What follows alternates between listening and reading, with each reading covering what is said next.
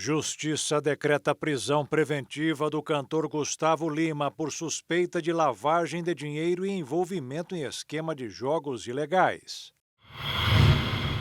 Balanço do Observatório Europeu Copérnicos revelou que o Pantanal e a Amazônia enfrentaram os piores incêndios nos últimos 20 anos. O governo de São Paulo instalou um lixômetro no Rio Pinheiros para medir toda a sujeira que o paulistano joga em um dos rios que atravessam a capital paulista. Presidente Lula volta a discursar nos Estados Unidos e insiste em culpar os outros países pelos desequilíbrios ambientais e a fome no mundo. O governo vai gastar mais este ano e corte de despesas para ajustar as contas públicas baixou para menos de 7 bilhões de reais. Contratação de piloto de drones mais do que dobrou no Rio de Janeiro, com salários bem maiores do que os trabalhadores com carteira assinada. E o choro emocionado de uma menina de 6 anos de idade que, assim como 10 milhões de brasileiros, tem problema de audição e nunca havia escutado nada na vida.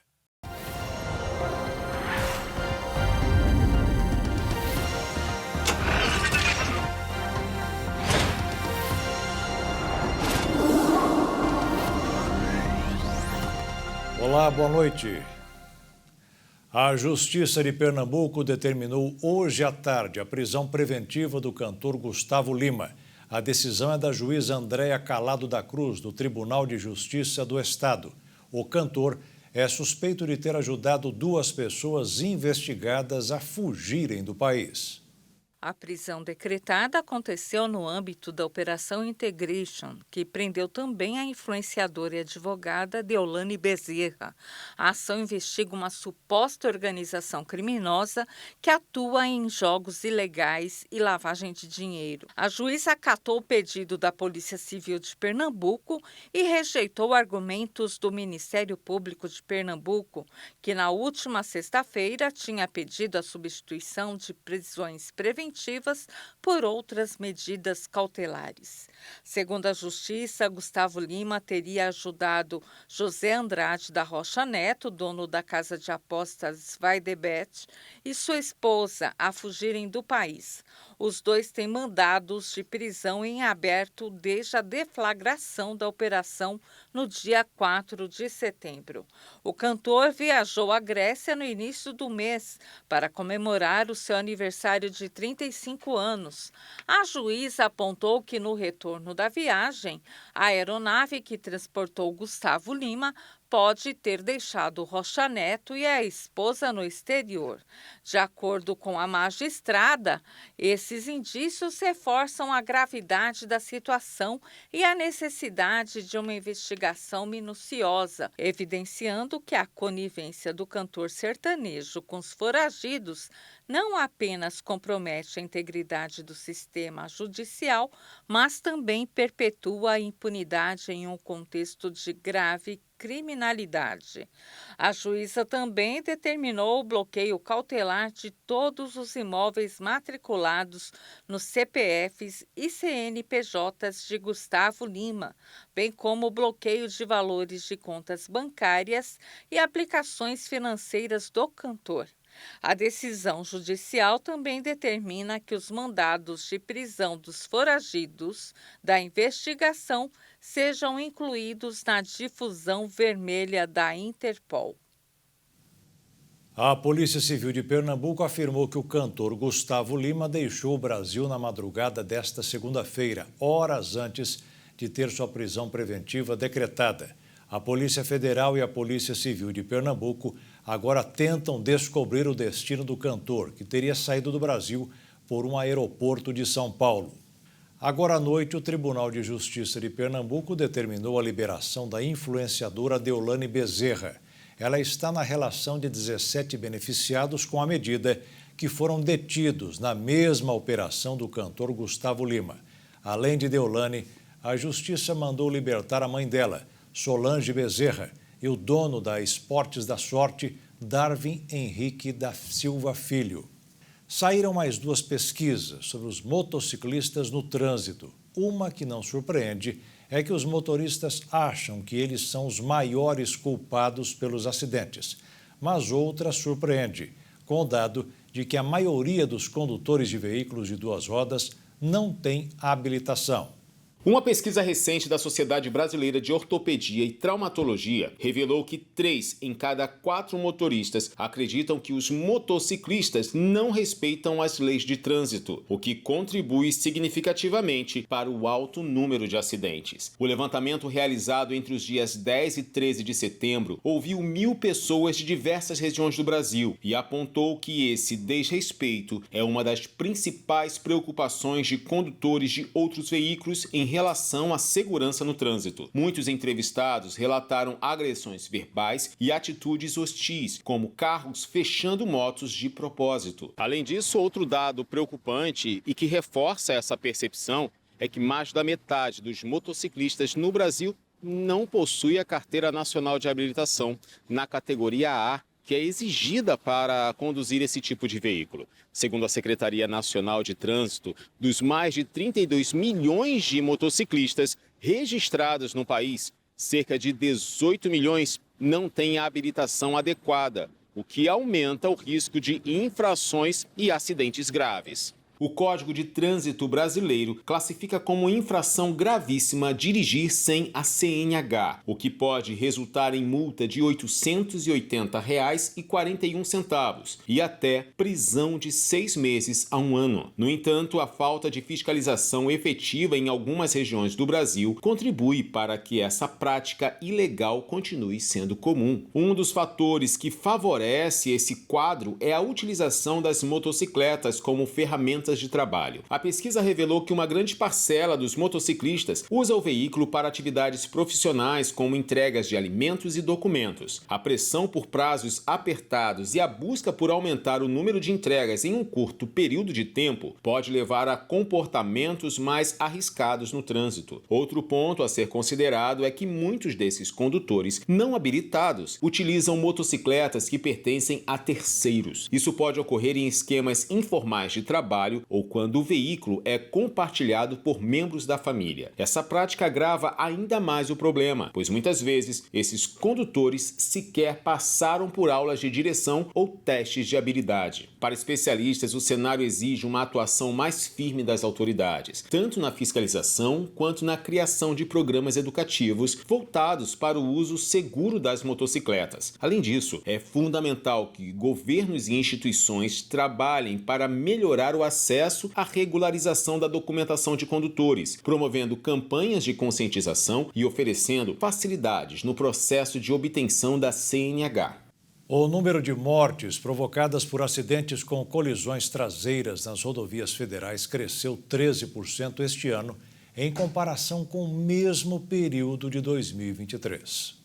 Segundo a Polícia Rodoviária Federal, nos primeiros 7 meses deste ano, 355 pessoas morreram em acidentes causados por colisões traseiras. No mesmo período, em 2023, foram um pouco mais de 300. O maior número de incidências foi causado por motociclistas e o principal motivo é a falta de distância segura para o veículo da frente. Colisões traseiras representam 1 a cada 5 incidentes nas rodovias federais. A Polícia Rodoviária Federal não informa qual o número exato de acidentes causados pelo uso de celular ao volante, mas esse é o principal causador de acidentes, segundo de altas velocidades, ultrapassagem devida e falta de atenção do condutor. De janeiro a julho, o número de acidentes em rodovias federais aumentou 9% em comparação com o ano anterior. Para evitar acidentes, é sempre bom lembrar do básico ao dirigir. Esteja descansado para poder assumir a direção sem se preocupar. Deixe sempre as 2 mãos no volante, evitando o uso de celular. Não faça uso de bebidas alcoólicas. Mantenha a distância de 2 metros do veículo da frente e dirija defensivamente, estando pronto para uma possível falha de outros condutores. Essas dicas são dadas pelas autoridades policiais competentes.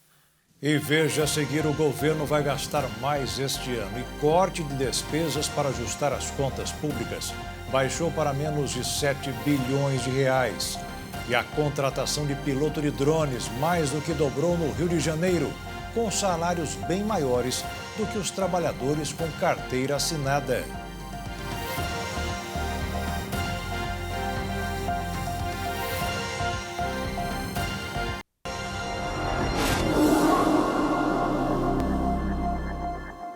O governo reduziu hoje mais uma vez a economia para ajustar as contas públicas. Mas tanto o vice-presidente Geraldo Alckmin quanto o ministro da Fazenda, Fernando Haddad, disseram que tudo vai dar certo. A informação foi divulgada pelo secretário de Monitoramento e também Avaliação de Políticas Públicas e Assuntos Econômicos do Ministério do Planejamento, Sérgio Firpo. Segundo ele, então, a economia esperada este ano, com ações ali de revisão de gastos na Previdência, foi reduzida de 9,5 bilhões de reais para 6,8 bilhões. A correção, de acordo com a equipe econômica, se deu pelo fato da redução na economia com a Testmed de 5,6 bilhões para 3,7 bilhões e pela mudança também nas reavaliações de benefícios. A Testmed, o programa que substitui a perícia médica presencial pela análise documental eletrônica em casos, então, de benefícios de curta duração de até 180 dias. Firpo disse o seguinte, que essa frustração não deve, no entanto, impactar ali a agenda de economia de gastos de 2025, que estima uma redução de 25,9 bilhões em despesas obrigatórias no ano que vem. O governo, a gente lembra, projeta que a maior parte, então, da economia prevista para o ano que vem virá ali da revisão nos benefícios do INSS. A expectativa é que haja redução de 7,3 bilhões em despesas, sendo que quase, então, a totalidade será fruto do uso do Atestmed. O restante, segundo, então, a equipe econômica, virá de medidas cautelares e também administrativas, que permitirão, por exemplo, a suspensão de benefícios com indícios de irregularidades. O BPC, a gente lembra, aparece na sequência, com a expectativa, então, de uma economia de 6,4 bilhões de reais por meio da atualização do cadastro único e também da reavaliação pericial, como mostrou ali o Estadão em junho. E o governo também pretende realizar até 800 mil reais em perícias presenciais em BPC e no benefício por incapacidade temporária, o antigo auxílio-doença, até dezembro deste ano. Isso também terá impacto no exercício de 2025, segundo a equipe econômica. E para o benefício, então, por incapacidade temporária, a expectativa é de uma economia de 3,2 bilhões de reais no próximo ano, devido à realização das perícias médicas. O receio do mercado financeiro neste início de semana é exatamente em relação ao ajuste das contas públicas, que não inspiram tanta confiança nos operadores. O resultado foi uma alta de 0,25 na cotação do dólar, que fechou o dia cotado em R$ 5,53 para a venda. E a Bolsa de Valores caiu 0,38%, aos 130.568 pontos. A Receita Federal liberou hoje a consulta ao quinto e último lote de restituição do imposto de renda deste ano. Pouco mais de 500 mil contribuintes deverão receber um total de R$ 1 bilhão no próximo dia 30. Quem quiser saber se está na lista deve entrar no site da Receita. Se não encontrar o nome, é porque caiu na malha fina. E aí será necessário saber o que está errado e fazer uma declaração retificadora. A profissão de piloto de drones passou a ser indispensável em alguns setores. Em caso como este, a procura pelos trabalhadores aumenta junto com o valor do salário. A agroindústria é uma das atividades da economia que mais estão contratando os especialistas em voos de robôs. A profissão de piloto de drones tem ganhado destaque no Brasil, à medida que o uso destes equipamentos se expandem para diversos setores da economia. O que antes era visto apenas como uma ferramenta para filmagens e fotografias, agora se tornou essencial em áreas como agricultura, exploração de petróleo, construção civil e segurança. Segundo um estudo da Federação das Indústrias do Estado do Rio de Janeiro, entre 2017 e 2022, o número de trabalhadores qualificados para operar drones cresceu 130%, muito acima do aumento de 14% do total de empregados com carteira assinada no mesmo período. O mercado para pilotos de drones é promissor, com salários que podem superar a média nacional. De acordo com a Firjan, o salário médio de um operador de drones com carteira assinada gira em torno de R$ 8 mil.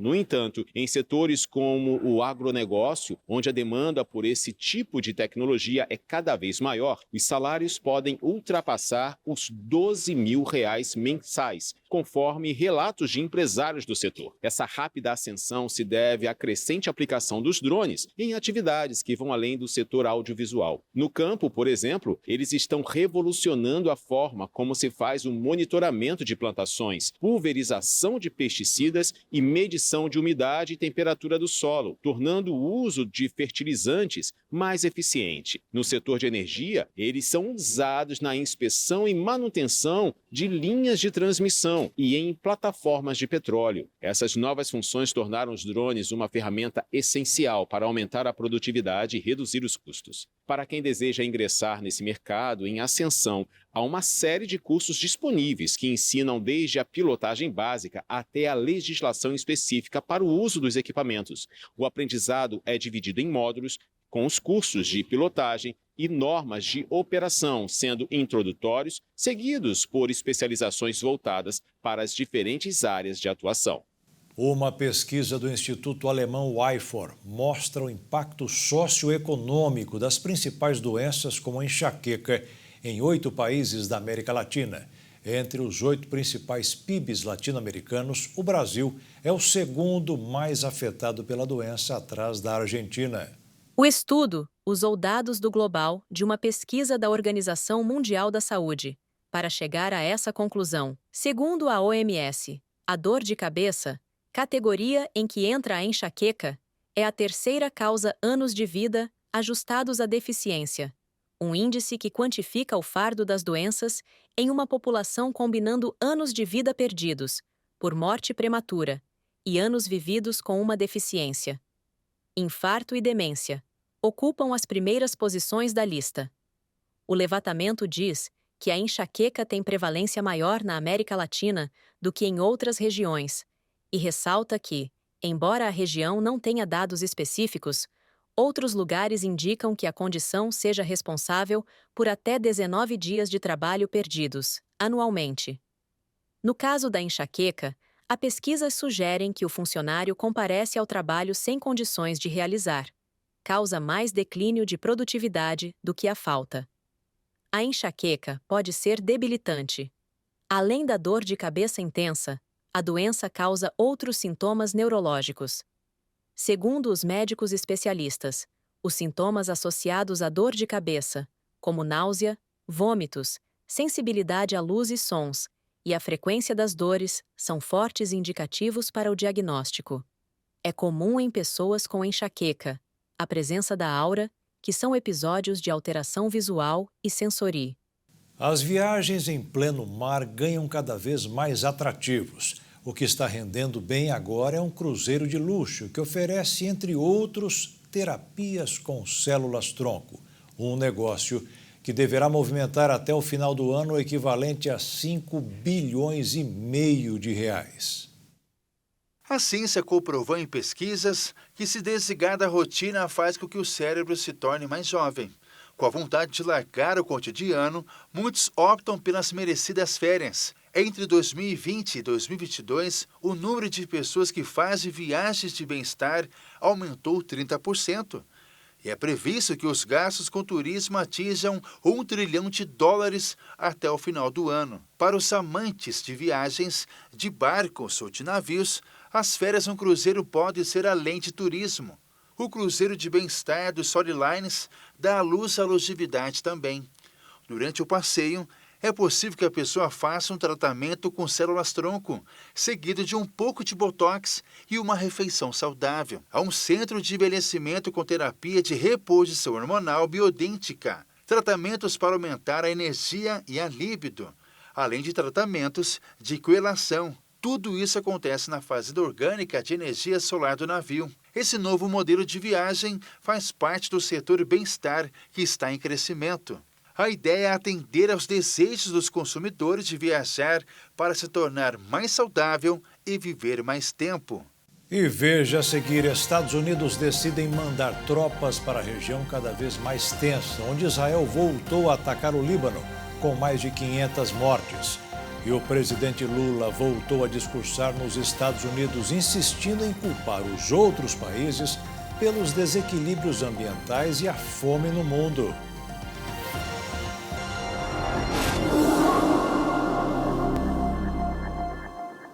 Bombardeios no Líbano matam 492 pessoas após Israel pedir para que civis se afastassem do Hezbollah. O secretário-geral da ONU, Antônio Guterres, está muito preocupado com o número de vítimas civis no Líbano. O país vive o dia mais sangrento desde a guerra de 2006. Os ataques israelenses aos redutos do Hezbollah, no sul do Líbano, mataram 492 pessoas, incluindo crianças, nesta segunda-feira, de acordo com o Ministério da Saúde libanês, na maior escala transfronteiriça, desde que a guerra eclodiu em Gaza em 7 de outubro do ano passado. O Hezbollah, um poderoso ator político e militar no Líbano, abriu uma frente na fronteira com Israel há quase um ano, após o início da guerra na faixa de Gaza, em apoio ao seu aliado islamista Hamas. Israel diz ter atingido mais de 300 locais do Hezbollah, com dezenas de ataques, enquanto o Hezbollah disse que tinha como alvo 3 locais no norte de Israel. De acordo com o Ministério da Saúde do país, que vive o dia mais sangrento do conflito, 1.645 pessoas ficaram feridas e há civis entre as vítimas. Os militares de Israel disseram que um grande número de militantes do Hezbollah foram mortos em ataques contra o grupo no Líbano, cerca de 350 soldados. Israel afirmou também que atingiu um dos comandantes do alto escalão do Hezbollah, identificado como Ali Karak. Ele era o alvo do bombardeio israelense em Beirute. O primeiro-ministro israelense Benjamin Netanyahu, em um comunicado em vídeo logo após o exército israelense, alertou o povo libanês para se afastar do perigo enquanto Israel atacava alvos do Hezbollah no sul e no leste do país. Tem uma mensagem para o povo do Líbano. A guerra de Israel não é com vocês, é com o Hezbollah. Por muito tempo, o Hezbollah tem usado vocês como escudos humanos. O premier libanês Najib Mikati denunciou um plano de destruição contra seu país e apelou à ONU e aos países influentes para dissuadir o governo israelense desta agressão. O secretário-geral da ONU, Antônio Guterres, está muito preocupado com o número de vítimas civis no Líbano, o que inclui mulheres e crianças. Os libaneses fazem fila para comprar mantimentos. Em postos de combustíveis, a movimentação também é grande. Ao discursar na cimeira do futuro da ONU, o presidente do Irã, Massoud Pezeshkian, condena o conflito em curso em Gaza, apelando a um cessar-fogo imediato. No mundo onde civis são brutalmente mortos em Gaza, o terrorismo do Estado cego mata crianças e mulheres e o genocídio e o terror são apoiados. Nenhum documento garantirá a paz e o desenvolvimento. O fim da ocupação, o fim do apartheid na Palestina e o cessar-fogo imediato em Gaza são pré-requisitos para o desenvolvimento e a paz mundial. A Comissão de Constituição e Justiça da Câmara rejeitou hoje o recurso do deputado do Rio de Janeiro, Chiquinho Brazão, atualmente sem partido, que queria suspender o pedido de cassação do seu mandato, que foi aprovado pelo Conselho de Ética. Com a decisão de hoje, o caso agora vai ser votado no plenário. O presidente Lula deverá tentar utilizar amanhã, na abertura da Conferência da ONU, a fome e a crise climática do mundo para projetar a liderança do Brasil. Neste domingo, ele antecipou parte do discurso na Cúpula do Futuro. Lula volta a discursar nesta terça-feira na abertura da Assembleia Geral da ONU. A expectativa é que o chefe do Executivo Nacional suba o tom e cobre mudanças urgentes na agenda climática, porque o cenário mais grave chegou mais cedo do que se previa e atingiu em cheio o Brasil. O petista, inclusive, antecipou um pouco desse discurso na Cúpula do Futuro, neste domingo, já dentro da semana de eventos das Nações Unidas em Nova York. No entanto, os principais líderes mundial, incluindo Estados Unidos, Rússia, China, França e Reino Unido, que compõem o Conselho de Segurança da ONU, não estavam presentes. Voltar atrás em nossos compromissos é colocar em xeque tudo o que construímos tão arduamente. Os Objetivos de Desenvolvimento Sustentável foram o maior empreendimento diplomático dos últimos anos e caminha para se tornarem o nosso maior fracasso coletivo. No ritmo atual de implementação, apenas 17% das metas da Agenda 2030 serão atingidas dentro do prazo. Na Assembleia Geral, Lula vai lembrar que o combate à fome no mundo é uma agenda que interessa não só os países pobres, mas também os desenvolvidos, que sofrem com a migração e com a crise dos refugiados. Também deve cobrar que os países desenvolvidos pressionem as plataformas digitais em nome da defesa da democracia, fazendo uma referência indireta aos ataques do bilionário Elon Musk às instituições brasileiras, principalmente ao Supremo Tribunal Federal. Entretanto, o presidente terá que ter cuidado com o tempo, já que nesse domingo excedeu o tempo destinado às autoridades que tinham 5 minutos de fala e, por isso, teve o microfone silenciado. O Sul Global não está representado de forma condizente com o seu atual peso político, econômico e democrático. I thank the President of the Federative Republic of Brazil. No ano passado, o Brasil não conseguiu aprovar uma resolução no Conselho de Segurança da ONU sobre o conflito envolvendo Israel e o grupo palestino Hamas, que controla a faixa de Gaza. Na ocasião, o voto dos Estados Unidos, um membro permanente, inviabilizou a aprovação, mesmo após longa negociação da diplomacia brasileira. Outras resoluções apresentadas também fracassaram, seja por votos contrários dos Estados Unidos, seja da Rússia, outro membro permanente. Segundo as regras do Conselho de Segurança, para que uma resolução seja aprovada, é preciso o apoio de 9 do total de 15 membros, sendo que nenhum dos membros permanentes pode vetar o texto. Um levantamento realizado pelo Observatório Europeu Copérnicos mostrou que o Pantanal e a Amazônia enfrentaram esse ano os piores incêndios em quase 20 anos. As emissões acumuladas em todo o Brasil atingiram 183 megatoneladas de carbono, o chamado CO2, até o dia 19 de setembro de 2024. De acordo com o estudo do Copérnicos, esse total superou o recorde de 2007, quando foram emitidos 65 megatoneladas de carbono no ar. Estados como Amazonas e Mato Grosso do Sul, onde está localizado o Pantanal, registraram as maiores emissões em 22 anos de monitoramento do observatório, com 20 e 15 megatoneladas de carbono emitidas neste ano. Outra grande parte das emissões ficou por conta do estado de São Paulo, onde foi registrado os maiores focos de incêndios em 40 anos. A temporada de fogo no Brasil começou mais cedo do que o normal em 2024, o que contribuiu muito para o aumento.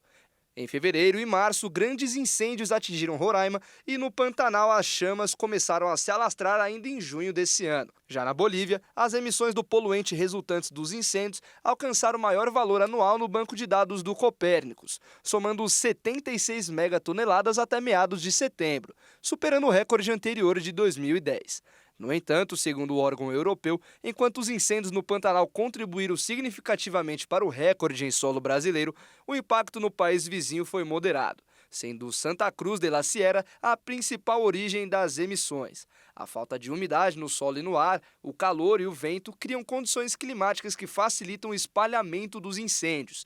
Em sua maioria absoluta, as queimadas têm origem humana, já que a fonte de ignição natural da vegetação é justamente as tempestades com raios, que não vem ocorrendo na maior parte do país nesse ano. E a seguir, governo de São Paulo instalou um lixômetro no Pinheiro, no Rio Pinheiros, para medir toda a sujeira que o paulistano joga em um dos rios que atravessam a capital paulista. E o choro emocionado de uma menina de 6 anos de idade, que, assim como 10 milhões de brasileiros, tem problema de audição e nunca havia escutado nada na vida.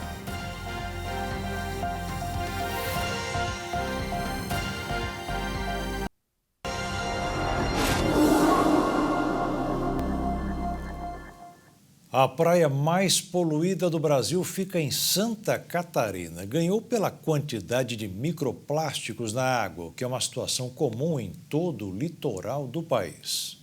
Uma pesquisa divulgada na última semana diz que a praia do Pântano do Sul, no sul de Florianópolis, em Santa Catarina, apresentou os maiores níveis de contaminação do país, de acordo com uma pesquisa da ONG Sea Shepherd Brasil, que mapeou a poluição dos plásticos nas praias brasileiras. A pesquisa foi realizada em parceria com o Instituto Oceanográfico da USP e a partir de uma expedição que durou 16 meses e acabou cobrindo mais de 7 mil quilômetros da costa resultou na evidência da onipresença de plásticos ao longo de todo o litoral do país. As informações coletadas apontam que cidades do sul e sudeste estão entre as mais impactadas. Em São Vicente, litoral de São Paulo, por exemplo, foram encontradas 10 resíduos por metro quadrado nas praias, como em Mongaguá foram encontradas 83 fragmentos de plásticos e microplásticos por metro quadrado. A expedição percorreu 201 municípios brasileiros do Chuí ao Oiapoque e analisou 156.600 metros quadrados em uma área equivalente a 22 campos de futebol para mapear os resíduos marinhos, segundo a ONG. A partir dessas análises, foi possível observar que 100% das praias brasileiras contêm resíduos plásticos e microplásticos e foram encontrados em 97% delas do total de resíduos. 91% são plásticos, sendo 61% itens descartáveis, como tampas de garrafa. Ao todo, foram 306 praias analisadas e nelas foram encontradas 16 mil fragmentos de microplásticos e 72 macro-resíduos. Em média, as praias brasileiras contém 4,5 microplásticos por metro quadrado e 0,5 macro-resíduos por metro quadrado, ou seja, um resíduo a cada 2 metros quadrados. Outro dado da pesquisa ressalta que entre os micro-resíduos, o maior volume foi de bitucas de cigarro. O estudo também revelou que as praias mais isoladas e protegidas, como áreas de proteção integral, estão entre as mais afetadas por resíduos plásticos de uso único. O governo de São Paulo criou um lixômetro para o Rio de Pinheiros. Segundo o governador Tarcísio de Freitas, o painel vai mostrar volume de lixos retirados da água. O estado já removeu 58 milhões de quilos de lixo do rio. O Dia do Rio Tietê foi celebrado no último domingo, dia 22. O governo de Tarcísio criou um lixômetro em comemoração à celebração com a instalação na margem do Rio Pinheiros. A ideia é que a ferramenta informe a quantidade de lixo retirado da água semanalmente e o dinheiro público gasto na limpeza, além de conscientizar a população sobre a situação ambiental. O aparelho ficará na Casa Conectada, localizada no Parque Bruno Covas. A coleta é realizada por meio de um barco que navega ao longo dos 25 quilômetros do Pinheiros. E de acordo com a gestão do estado, desde 2023 até o dia 20 de setembro, foram retiradas mais de 50 mil toneladas de lixo do rio, ao custo de 93 milhões de reais. Garrafas PET, isopor e brinquedos fazem parte da lista, incluindo sofás e colchões. Desde o ano passado, foram quase 100 milhões investidos na coleta desse lixo pelo programa Integra Tietê. No início deste mês, a falta de chuvas e o volume alto de poluentes mudou a cor do Rio Pinheiros para um verde forte. E além da criação do lixômetro, o Dia do Tietê teve outras atividades. As celebrações começaram na sexta-feira, dia 20, com uma remada no Tietê. No sábado, uma caminhada no Parque Ecológico do Tietê. E no domingo, foi realizada a terceira festa da nascente do Rio Tietê, em Salesópolis. Toda a ação contou com a presença e apoio da Secretaria de Meio Ambiente, Infraestrutura e Logística. Mais de 10 milhões de cidadãos apresentam alguma deficiência relacionada à surdez. Em cada 200 crianças que nascem, 3 bebês são surdos. No interior paulista, uma menina de 6 anos, moradora de Juquiá, passou a escutar sons pela primeira vez. Quem descobriu que a criança não ouvia foi a professora dela. Pela primeira vez desde o seu nascimento, Emanuele Cristina Vieira, de 6 anos, conseguiu ouvir o som do mundo ao seu redor por meio de um aparelho de amplificação sonora individual. Em um vídeo gravado pelos profissionais do Ambulatório Médico de Especialidades do AME de Paraqueiraçu, Manu, como é chamada carinhosamente, tem um aparelho inserido pelo pai. Surpresa com os primeiros sons que ouve, a menina sorri, bate palmas e acena empolgada para as pessoas em volta. Oi, tudo bem? Você tá ouvindo? Tá ouvindo tudo! Manuele Cristina mora com a família. O pai também possui deficiência auditiva. A menina não passou pela triagem auditiva, conhecida como teste da orelhinha, quando nasceu. Este exame poderia ter detectado precocemente a perda de audição. A condição de Emanuele Cristina foi identificada pelas educadoras da escola, ao perceberem a falta de retorno da menina quando eram realizados testes de interação. A família também começou a perceber que Emanuele não interagia. Os professores e a direção da escola, desconfiados do comportamento de Emanuele, chamam os pais para intermediar o caso da garota para o serviço de saúde. E ela foi diagnosticada com perda profunda na audição dos 2 ouvidos, 1 grau antes da perda total.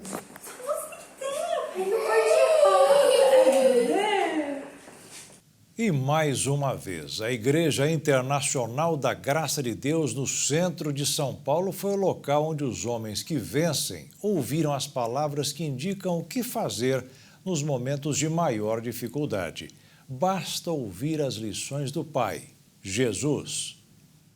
O encontro Homens que Vencem, realizado na Igreja Internacional da Graça de Deus, localizada no centro da capital paulista, iniciou com uma oração forte para fortalecer os homens que estavam presentes. Vai se conectando agora no alto, porque é de lá que vem o teu socorro. Isso, vai buscando essa presença, vai se esvaziando de si mesmo e vai se enchendo do Espírito Santo. O evento foi marcado pela pregação do missionário R.R. Soares, que trouxe a palavra de Deus para inspirar os homens a seguir sempre os passos de Jesus.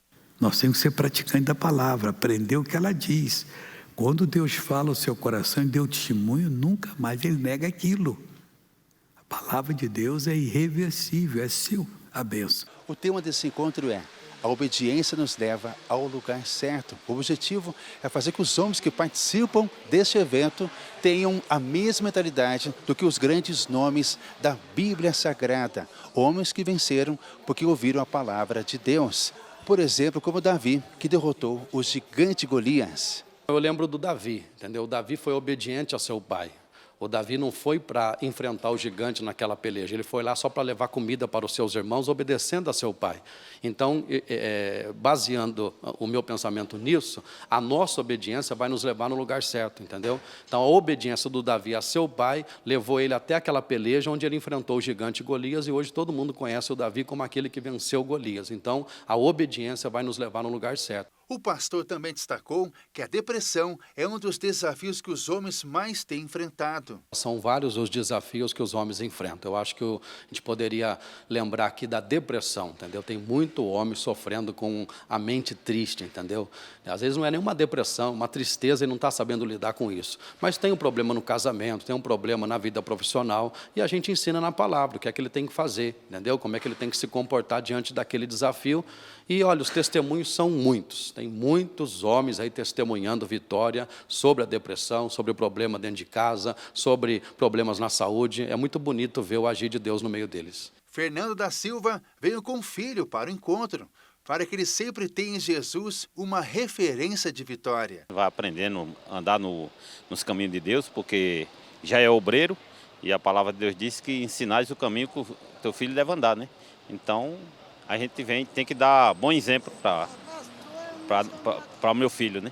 Cláudio Alves veio da caravana da região de Osasco. O encontro foi uma oportunidade para agradecer as bênçãos recebidas. Eu, ouvindo uma palavra do missionário Soares, eu me levantei para vencer e, conhecendo a palavra de Deus, pude ver que a minha empresa se levantou. Hoje eu venci aquela fase toda de crise por não conhecer a Deus, e com a palavra de Deus, tendo o ensino da palavra, seguindo ali o que Deus nos orienta para que possamos fazer a diferença, hoje nós consegui vencer. Não deixa que esse homem saia daqui hoje da mesma forma que ele entrou, não. Em nome do Senhor Jesus. Aleluias, aleluias.